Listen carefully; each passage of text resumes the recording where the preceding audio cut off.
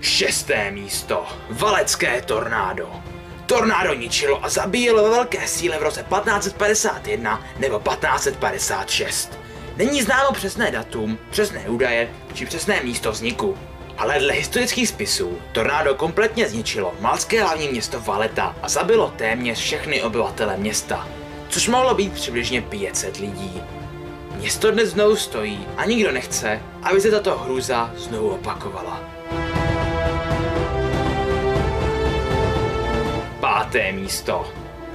Manigai, Singai a Navbagai tornádo.